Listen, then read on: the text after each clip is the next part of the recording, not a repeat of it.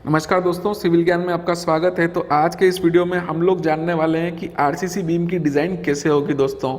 तो अगर इससे पहले आपने पिछले वीडियो नहीं देखे हैं तो उनको पहले देख लीजिए दोस्तों, क्योंकि जब तक आप लोग वो वीडियोस नहीं देखेंगे तब तक आपको ये वीडियो समझ में नहीं आएगा दोस्तों। तो ऊपर लिंक आ रहा है प्लेलिस्ट का, इससे पहले के सारे वीडियोस देख लीजिए ताकि आपको समझने में आसानी रहे। जो भी मैं आज आपको बता रहा हूँ वो आपको समझने में आसानी रहे दोस्तों। तो आरसीसी बीम को डिज़ाइन करना बहुत ही सिंपल है दोस्तों, आप लोग ईजी वे में डिज़ाइन कर सकते हैं। इसमें हमारे पास में क्या क्या डेटा गिवन रहता है वो हम लोग आगे बढ़ेंगे अभी, तो उसमें हम लोग देखेंगे कि क्या क्या डेटा हम लोगों को गिवन रहता है और कौन कौन सी स्टेप्स हम लोगों को फॉलो करनी है आरसीसी बीम को डिज़ाइन करने में दोस्तों। तो दोस्तों इस टाइप का जो न्यूमेरिकल प्रॉब्लम है वो एग्जाम में बहुत बार पूछा जाता है और लोग जो है उसको सोल्व नहीं कर पाते हैं, स्टूडेंट्स उसको सोल्व नहीं कर पाते हैं दोस्तों और उनके मार्क्स कट जाते हैं। तो दोस्तों इस वीडियो को देखने के बाद में आपको फुल मार्क्स मिलेंगे, आप लोग इजीली सीख पाएंगे कि किस तरीके से हम लोग आरसीसी बीम की डिज़ाइन करते हैं दोस्तों। तो चलिए पढ़ते हैं इसके स्टेप्स और स्टेप्स देखते हैं आपकी स्टेप्स किस तरीके से हम लोग लेंगे इसमें। तो सबसे पहले हम लोगों को क्या करना है दोस्तों, क्योंकि हमारे पास में जो डेटा दिया हुआ रहता है वो क्या दिया हुआ रहता है, बेंडिंग मोमेंट दिया हुआ रहता है, जितना बीम में बेंडिंग मोमेंट आ रहा है वो, ठीक है ना। उसके अलावा ग्रेड दी रहती है, ग्रेड कौन कौन सी, कंक्रीट की ग्रेड और स्टील की ग्रेड, ठीक है ना। मतलब फॉर एग्जांपल मान लीजिए M25 की ग्रेड हो गई और स्टील की ग्रेड मान लीजिए Fe415 हो गई, कुछ इस तरीके से दी हुई रहती है दोस्तों, ठीक है। और फिर हम लोगों को अब ये सारी चीज़ों की मदद से फिर आगे की कैलकुलेशन हम लोगों को चालू करना रहती है। इसके अलावा एक चीज़ और कि हम लोगों को बीम की विड्थ और डेप्थ पता नहीं रहती है, तो दोस्तों वो हम लोग एज्यूम कर सकते हैं। अगर आपके पास में नहीं दी हुई है बीम की विड्थ और डेप्थ तो आप लोग उसको क्या एज्यूम कर सकते हैं, आप लोग उसकी विड्थ को एज्यूम कर सकते हैं हाफ ऑफ डी से लेके, मतलब 1/2D से लेके 2/3D के बीच में कुछ भी ले सकते हैं दोस्तों। आप लोग 1/2D भी ले सकते हैं और 2/3D भी ले सकते हैं, या फिर जो भी वैल्यू इन दोनों के बीच में आपको सूट कर रही है वो आप लोग ले सकते हैं दोस्तों। तो ये सारी चीज़ें आप लोगों को निकालनी पड़ेगी। अब उसके बाद में हम लोगों को फर्स्ट स्टेप पे आना है। फर्स्ट स्टेप पे हम लोग क्या करेंगे दोस्तों कि हम लोगों को अब क्योंकि ग्रेड दिया हुआ है और दोनों ग्रेड दिए हुए हैं स्टील की और कंक्रीट की, तो हम लोगों को सिग्मा CBC और सिग्मा ST, ठीक है, दोनों निकाल लेने हैं दोस्तों। तो सिग्मा CBC और सिग्मा ST की वैल्यू हम लोगों को कहाँ से मिलेगी, तो वो मिलेगी हम लोगों को IS 456 2000 का एनेक्शन नंबर। आप लोग B जब चेक करेंगे, ये सबसे लास्ट के पेजेस आप लोग देखिएगा तो आपको वहाँ पे मिल जाएगा एनेक्सर B करके, उसमें आप लोग सिग्मा CBC और सिग्मा ST की जो टेबल दी गई है उससे आप लोग निकाल सकते हैं, ठीक है ना। अलग अलग ग्रेड के लिए अलग अलग सिग्मा CBC होता है, तो वहाँ से आप लोग निकाल सकते हैं दोस्तों। तो जब आपके पास में ये निकल जाएगा तो दूसरी स्टेप में आप लोग क्या करेंगे, दूसरी स्टेप में आप लोग निकालेंगे मॉड्यूलर रेशो दोस्तों। मॉड्यूलर रेशो निकालने के लिए आप लोगों का फॉर्मूला होता है 280 डिवाइडेड बाय 3 सिग्मा CBC, ठीक है। यहाँ पे सिग्मा CBC की वैल्यू जो भी आएगी आपके ग्रेड से उससे आपको मॉड्यूलर रेशो निकाल लेना है दोस्तों, ठीक है। जब मॉड्यूलर रेशो निकल जाएगा तो फिर आपको क्या करना है, आपको निकालना है R की वैल्यू दोस्तों। अब R की वैल्यू क्या होती है ये आपने पढ़ा ही है आप लोगों ने। R की जो फॉर्मूला होता है वो होता है 1/2 into sigma CBC into JC into KC, ठीक है ना। तो अब R की वैल्यू निकालने के लिए हम लोगों को क्या, सिग्मा CBC तो निकला हुआ है, उसके अलावा JC और KC हम लोगों को निकालना है दोस्तों। तो JC और KC किस तरीके से निकालेंगे, तो KC को हम लोग निकालने के लिए हमारे पास में फॉर्मूला जो होता है वो होता है M sigma CBC divided by M sigma CBC plus sigma ST दोस्तों। ये हमारे पास में KC निकालने का फॉर्मूला होता है। और फिर जब हमारे पास में KC निकल जाता है तो फिर JC निकालने के लिए हमारे पास में फॉर्मूला होता है 1 - KC डिवाइडेड बाय 3। इससे हम लोग KC निकाल लेते हैं, ठीक है ना। और फिर हम लोग इस इक्वेशन को सोल्व करते हैं और R भी यहाँ से हमारा निकल के आ जाता है दोस्तों। तो जब हमारे पास में ये सारी वैल्यूज निकल के आ जाती है तो हम लोग क्या करते हैं, फिर हम क्योंकि हमारे पास में R की वैल्यू आ गई है तो हम लोगों को इसको आगे यूटिलाइज करना है। तो हम लोग कहाँ यूटिलाइज करेंगे, मोमेंट ऑफ रेजिस्टेंस का हमारे पास में फॉर्मूला होता है RBD² दोस्तों, ठीक है ना। तो यहाँ पे R की वैल्यू आपको पुट कर देना है। उसके बाद में जो B है, B को आप लोगों को D की टर्म में लिख देना है। और D की टर्म में लिखने के लिए मान लीजिए आपने 1/2D एज्यूम किया है तो आप लोगों को 1/2D लिख देना है, ठीक है ना। उससे हमारा जो फॉर्मूला है वो क्या बन जाएगा, R/2 इंटू D³, ठीक है। इस तरीके से हमारा फॉर्मूला बन जाएगा दोस्तों। अब जब हम लोग इस फॉर्म में लिख देते हैं इसको, तो इसको हम लोगों को जो हमारा गिवन बेंडिंग मोमेंट है उससे इसको हम लोग को इक्वेट कर देना है, क्योंकि MR और M दोनों सेम होने चाहिए। उस केस में, किस केस में, इकोनॉमिकल सेक्शन के केस में जो हमारा गिवन बेंडिंग मोमेंट है उसके लिए हमको डिजाइन करना है, ठीक है ना। तो मोमेंट ऑफ रेजिस्टेंस और मोमेंट दोनों इक्वल होना चाहिए, इसलिए हम लोग इससे इक्वेट करते हैं। तो जब हम इससे इक्वेट करेंगे दोस्तों तो हमारी डी की वैल्यू यहाँ से निकल के आएगी। तो डी की वैल्यू जब हमारी निकल जाएगी यहाँ से, तो फिर हम लोग बी की वैल्यू निकाल सकते हैं। कैसे? क्योंकि हम लोगों ने एज्यूम किया था कि 1/2 डी होता है बी हमारा, तो हम लोग यहाँ पे 1/2 इंटू डी की जो वैल्यू निकलेगी उससे हम लोग बी की वैल्यू निकाल लेंगे दोस्तों। तो जब हमारे पास में ये वैल्यू भी निकल जाती है तो फिर आगे हम लोग निकालते हैं area of steel. Area of steel निकालने के लिए हमारे पास में फॉर्मूला है कौन सा, जो हम लोग एरिया ऑफ स्टील जिसमें आता है मोमेंट ऑफ रेजिस्टेंस वाला में, उससे हम लोग निकालते हैं। तो वो फॉर्मूला क्या है? Sigma S T into A S T into J C into D, ये हमारे पास में फॉर्मूला है। इससे हम लोग ए एस टी निकालते हैं। मोमेंट ऑफ रेजिस्टेंस को हम लोग वापस से मोमेंट लिख देंगे, क्योंकि मोमेंट और मोमेंट ऑफ रेजिस्टेंस दोनों इक्वल होने चाहिए, तो हम लोग मोमेंट से इक्वल करेंगे इसको। तो जो भी हमारी मोमेंट की वैल्यू रहेगी उससे हम लोग इसको इक्वेट कर देंगे और फिर हम लोग ए एस टी की वैल्यू निकाल लेंगे दोस्तों, क्योंकि सिग्मा एस टी भी हमको पता है, जे सी भी हमको पता है और डी भी हम लोगों ने निकाल लिया है दोस्तों। तो इससे हम लोगों को एरिया ऑफ स्टील पता चल जाएगा। जो भी हमारा एरिया ऑफ स्टील आएगा वो हम लोगों को पता चल जाएगा। जब हम लोग को ये पता चल जाएगा तो हम लोगों को क्या करना है, जो भी एरिया ऑफ स्टील आया है उसको बार में कन्वर्ट करना है, ठीक है ना। हमारे पास में 8 mm का बार रहता है, 10 mm का बार रहता है, 12 mm का रहता है, 16 mm का रहता है। तो जो भी फिजिबल रहता है वहाँ पे, जिसका भी एरिया ऑफ स्टील कम आता है उसको हम लोग लेते हैं, 2-3 से कंपेयर करते हैं और फिर हम लोग नंबर ऑफ बार्स निकालते हैं कि भाई हम लोगों को इतने नंबर ऑफ बार्स लगाना है, ठीक है। तो दोस्तों इस तरीके से हमारी ये प्रॉब्लम सोल्व होती है दोस्तों। तो अब हम लोग न्यूमेरिकल देख लेते हैं दोस्तों। तो ये इस टाइप की हमारे पास में न्यूमेरिकल प्रॉब्लम रहती है दोस्तों। तो यहाँ पे देखिए क्या है, design a reinforced concrete beam subjected to a bending moment of 20 kilonewton metre, use M20 concrete and Fe415 reinforcement, ठीक है। उसके अलावा क्या दिया गया, keep the width of beam equal to half the effective depth.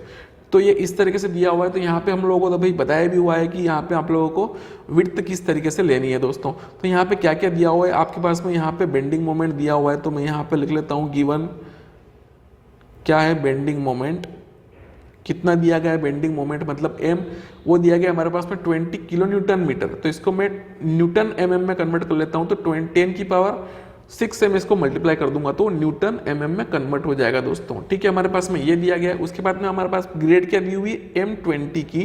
M20 की grade के लिए हमारे पास में सिग्मा CBC हम लोगों को निकालना है।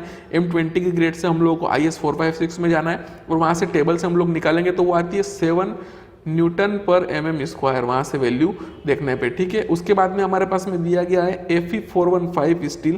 तो Fe415 स्टील के लिए हमारे पास में सिग्मा ST हम लोगों को निकालना है। इससे तो सिग्मा ST की वैल्यू जो आएगी वो Fe415 केस के लिए आती है 230 न्यूटन पर mm स्क्वायर, ठीक है। ये वैल्यू आ गई। उसके अलावा हमारे पास में यहाँ पे क्या दिया गया है, यहाँ पे हमारे पास में दिया गया है B की वैल्यू। B की वैल्यू कितनी दी गई है यहाँ पे 1/2D, ठीक है।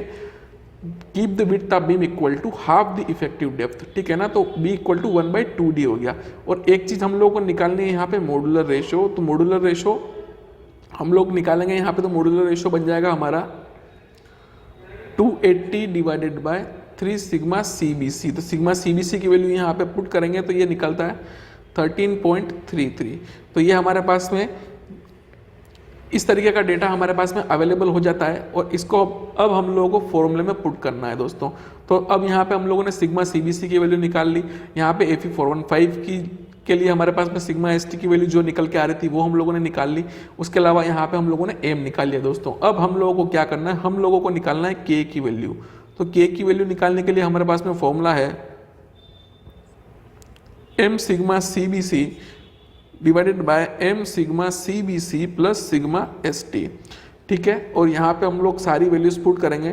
13.33 होती है m की वैल्यू और सिग्मा CBC होता है 7 और यहाँ पे वापस से 13.33 इंटू 7 प्लस सिग्मा ST की वैल्यू दी गई है 230, ठीक है। इसको हम लोग सोल्व करते हैं तो k की वैल्यू निकल के आएगी 0.289, ठीक है। ये निकल के आया। अब हम लोगों को निकालना है j। इससे j क्या होता है 1 - k/3 या फिर kc/3, क्योंकि क्रिटिकल सेक्शन के लिए यह है इसलिए हम लोग इसको kc लिख सकते हैं, ठीक है। और क्योंकि हम लोग सिग्मा CBC ले रहे हैं तो हम लोगों का क्रिटिकल न्यूट्रल एक्सिस के लिए ही हमारा यहाँ पे kc की वैल्यू निकल के आएगी, ठीक है ना। क्रिटिकल सेक्शन है तो उसी के लिए यहाँ पे सारी वैल्यूज हम लोग निकालेंगे, ठीक है। तो अब यहाँ पे हम लोग 1 - 289 डिवाइडेड बाय 3 करेंगे तो यहाँ से जो हमारी जेसी की वैल्यू निकल के आएगी वो आएगी 0.904। ठीक है, यह दोनों हमारे पास में कांस्टेंट निकल के आ गए। अब हम लोगों को निकालनी आर की वैल्यू। तो के कितना हो गया हमारे पास में 0.289 और जे हो गया हमारे पास में 0.904। ठीक है, हम लोगों को आर निकालना है। तो आर निकालने के लिए हम लोग क्या करेंगे, 1/2 into sigma C B C into J C into K C. ठीक है ना, इनको आप लोग के सी और जे सी लिख सकते हैं। ठीक है, इसको हम लोग सोल्व करते हैं तो क्या निकलेगा, 1/2 इंटू यहाँ पे हो गया 7 और जे सी की वैल्यू हो गई 0.904 और के सी की वैल्यू हो गई 0.289 दोस्तों। तो इससे हमारी जो है आर की वैल्यू है वो क्या निकल के आएगी, यहाँ पे जो आर की वैल्यू है वो निकल के आएगी 0.914। ठीक है, ये निकल के आती है। अब हम लोगों को क्या करना है, मोमेंट ऑफ रेजिस्टेंस का फॉर्मूला लगाना है। तो उसके लिए हमारा फॉर्मूला क्या होता है, R into B D square. ठीक है, अब इसको लिख लेना है हम लोगों को r/2 इंटू डी क्यूब। ठीक है, क्योंकि b इक्वल टू 1/2 है तो 1/2 और d, b की जगह d हो जाएगा तो d क्यूब हो जाएगा दोस्तों ये। और इसको मैं लिखूंगा कन्वर्ट करके तो यहाँ पे 0.914 divided by 2 into D cube, और इसको मैं लिखता हूँ तो क्या बनता है 0.457 डी क्यूब। ठीक है, ये बन जाती है हमारी एम आर की वैल्यू। इसको अब हम लोगों को इक्वेट कर देना है मोमेंट से। ठीक है ना, तो हम लोग मोमेंट से इसको इक्वेट कर देते हैं। तो मोमेंट क्या है हमारा यहाँ पे 20 इंटू 10⁶। ठीक है, इसको मैं 0.457 डी क्यूब से इक्वेट कर देता हूँ। तो यहाँ से हमारी डी क्यूब की वैल्यू क्या बन जाएगी, ये बन जाएगी 20 इंटू 10⁶ डिवाइडेड बाई 0.457। ठीक है, इसको मैं सोल्व करता हूं तो मेरी d की वैल्यू क्या निकल के आएगी, d की वैल्यू मेरी निकल के आएगी यहाँ पे 352.4 mm। ठीक है, ये मेरी क्या निकल के आएगी, d की वैल्यू। अब d की वैल्यू मेरे पास निकल गई तो मैं b की वैल्यू निकालूंगा। b की वैल्यू निकालने के लिए मेरे पास में 1/2 इंटू डी मैंने एज्यूम किया था तो मैं यहाँ पे 1/2 इंटू 352.4 यहाँ पे लिख देता हूँ। तो उससे मेरी b की वैल्यू कितनी आ जाएगी, 176.2 mm। ठीक है, तो यहाँ पे अब हम लोगों ने निकाला तो b और d की वैल्यू हम लोगों ने निकाल ली दोस्तों। अब आगे बढ़ते हैं। अब क्योंकि हमारे पास में b और d की वैल्यू आ गई है तो b की वैल्यू कितनी आई हमारे पास में 176.2 mm। ठीक है, और d मतलब इफेक्टिव डेप्थ आई है हमारी। अब हम लोगों को एक्चुअल डेप्थ कैसे निकालनी है वो मैं आपको बाद में बताऊंगा। सबसे पहले हम लोग एरिया ऑफ स्टील कैलकुलेट कर लेते हैं फिर निकालेंगे। ठीक है ना, तो यहाँ पे 352.4 mm यहाँ पे हमारी डेप्थ हो गई। अब हम लोग एरिया ऑफ स्टील कैसे निकालेंगे दोस्तों, तो एरिया ऑफ स्टील हम लोग निकालने के लिए हमारे पास में फॉर्मूला जो हम लोग लगाएंगे, moment of resistance equal to क्या है, sigma S T into A S T into J C into D. अब सिग्मा एस टी कितना है 230 और हम लोगों को निकालना है ए एस टी, ऐसा कैसा लिख देंगे, और जे सी की वैल्यू हो जाएगी 0.904 और डी कितना हम लोगों ने निकाला है अभी 352.4 mm। ठीक है, इसको मैं थोड़ा और सिंप्लीफाई कर देता हूँ तो यहाँ पे मेरा एम आर को मैं लिख देता हूँ 20 इंटू 10⁶ और यहाँ पे इसको मैं सिंप्लीफाई करके लिख देता हूँ तो ये बनता है 73271। ठीक है, और यहाँ पे कितना ए एस टी। ठीक है, तो अब इसको मैं सोल्व करता हूँ तो क्या निकल के आएगा, फिर ए एस टी हमारा निकल के आएगा तो 20 इंटू 10⁶ डिवाइडेड बाय 73271। तो जब मैं इसको सोल्व करता हूँ दोस्तों तो मेरे पास में निकल के आती है इसकी वैल्यू लगभग 273 mm²। ठीक है ना, तो ये हमारा आ गया AST दोस्तों। तब AST से हम लोग को नंबर ऑफ बार्स निकालने हैं तो हम लोग यहाँ पे 3 तरह के बार्स ले लेते हैं। एक 10 mm का ले लेते हैं, एक 12 mm का ले लेते हैं और एक 16 mm का ले लेते हैं। अब इन तीनों में से हम लोगों को लगाना कौन सा है, ठीक है ना, वो हम अब निकालेंगे यहाँ पे। तो सबसे पहले हम लोग 10 mm का यहाँ पे एरिया कितना है वो निकालते हैं। तो 10 mm का एरिया हम लोग कैसे निकालेंगे, π/4 इंटू डी स्क्वायर, तो π/4 इंटू 10 स्क्वायर से हम लोग निकालेंगे तो निकलता है 78.54। ठीक है, फिर 12 mm के लिए हम लोग निकालेंगे एरिया, एक बार का एरिया, ठीक है, क्रॉस सेक्शनल एरिया, तो वो क्या निकलेगा फिर तो निकलेगा 113.1 mm²। और 16 mm के लिए कितना निकलेगा, तो निकलेगा 201.1। ठीक है, 16 mm के लिए 201.1 mm²। ठीक है, अब हम लोगों को क्या करना है, इन सब को एक बार 273 से हमको डिवाइड करना है। ठीक है ना, तो 273 से डिवाइड करने पे अब 10 mm के लिए कितना निकलेंगे वो यहाँ पे हम लोग लिख देंगे। 273 डिवाइडेड बाय 78.54 में करता हूँ तो मेरे पास में 3.47 मतलब 3.5 यहाँ पे बार्स निकलते हैं। अब मैं आधा बार तो लगा नहीं सकता, तो मुझे क्या करना पड़ेगा, ज़्यादा ही लगाना पड़ेगा इससे। तो मैं यहाँ पे क्या करूँगा, यहाँ पे 4 बार्स लगाऊंगा। ठीक है, 10 mm के केस में मुझे 4 बार्स लगाने पड़ेंगे। अब 12 mm के केस में कितने लगाने पड़ेंगे, तो यहाँ पे 273 डिवाइडेड बाय 113 यहाँ पे मैंने किया, 0.1 यहाँ पे किया मैंने, तो 2.41 मतलब 3 बार्स मुझे यहाँ पे लगाने हैं। ठीक है, 3 बार्स। और 16 mm के कितने लगाने हैं मुझे, 273 डिवाइडेड बाय 201.1 करता हूँ मैं तो 1.35, तो यहाँ पे 2 बार्स मुझे इसके लगाने हैं। ठीक है, तो अब यहाँ पे जो मैं एक्चुअल लगा रहा हूँ वो इन तीनों का मुझे कंपेयर करना है, और इन तीनों में से जो भी कम हो वो मुझे यहाँ पे प्रोवाइड करना है बार। ठीक है ना, उस टायर का मुझे बार यहाँ पे प्रोवाइड करना है। तो 4 बार्स के लिए यहाँ पे टोटल एरिया क्या बन जाएगा, तो 4 बार्स के लिए यहाँ पे 78 से मल्टीप्लाई करता हूँ मैं, तो कितना बनता है 78.54 इंटू 4 बार्स के लिए बनता है 314।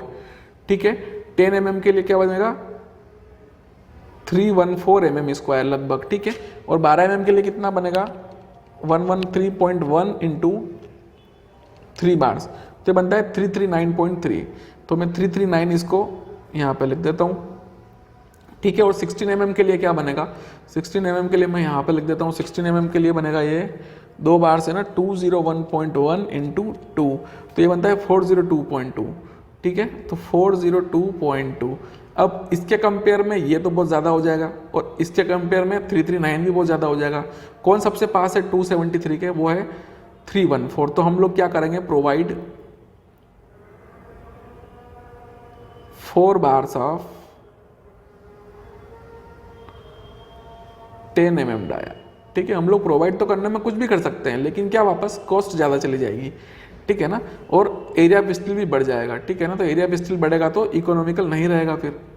ठीक है, तो अब हमारे पास में पता चल गया हम लोगों को कि 10 mm डाया हम लोगों को प्रोवाइड करना है। अब दोस्तों एक और चीज़ क्या होती है कि दोस्तों हम लोग जो निकाला, अभी हम लोगों ने जो निकाला वो निकाला हम लोगों ने कितना, इफेक्टिव डेप्थ। ठीक है, तो इफेक्टिव डेप्थ कहाँ से लेके कहाँ तक होता है, हमारा सेंटर तक, जो डाया का सेंटर है वहाँ तक हमारा इफेक्टिव डेप्थ होता है। ठीक है ना, तो इस डाया के नीचे हमारा कवर होता है, इस फेस के नीचे हमारा कवर, और प्लस ये वाला जो हमारा पोर्शन बच गया, जो इस जो हमारा सेंटर लाइन है इसके नीचे, वो इन सबको मिला के हम लोगों को इसकी जो डेप्थ है पूरी बीम की वो हम लोगों को निकालनी पड़ेगी दोस्तों। तो हम लोग यहाँ पे एज्यूम करते हैं कि 25 mm का यहाँ पे कवर है, तो हम लोग एज्यूम 25 mm कवर लेते हैं। ठीक है, और प्लस यहाँ पे अब क्योंकि 10 mm का डाया है तो ऊपर का हिस्सा तो इफेक्टिव डेप्थ में चला गया, और बचा कौन सा, नीचे का हिस्सा 5 mm का, तो वो हम लोग इसमें जोड़ देंगे दोस्तों। तो इसमें जोड़ने के बाद में हम लोगों को कितना और बढ़ाना है डी में, 30 mm। तो यहाँ पे दिया गया हमारा डी, इफेक्टिव डी कितना दिया गया यहाँ पे 352.4। हम लोग इसको लिख लेते हैं कैपिटल डी, तो कैपिटल डी यहाँ पे लिख लेते हैं। कैपिटल डी कितना हो जाएगा 382.4 mm। तो हम लोगों को 382.4 mm की डेप्थ की हम लोगों को यहाँ पे बीम देनी है, और विड्थ रखनी है उसकी कितनी 176.2 mm दोस्तों। तो इस तरीके से पूरा न्यूमेरिकल सोल्व किया जाता है दोस्तों।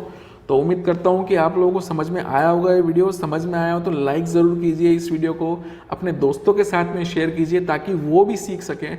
और इस चैनल को अगर आपने अभी तक सब्सक्राइब नहीं किया है दोस्तों तो अभी सब्सक्राइब कर लीजिए, और बेल आइकन को प्रेस करना मत भूलिएगा ताकि जितने भी इंपॉर्टेंट नोटिफिकेशन है वीडियो अपलोड के वो आपको मिलते रहें दोस्तों, और आप कोई भी वीडियो मिस ना करें दोस्तों। तो अगले वीडियो में फिर मिलेंगे, तब तक देखते रहिए सिविल ज्ञान।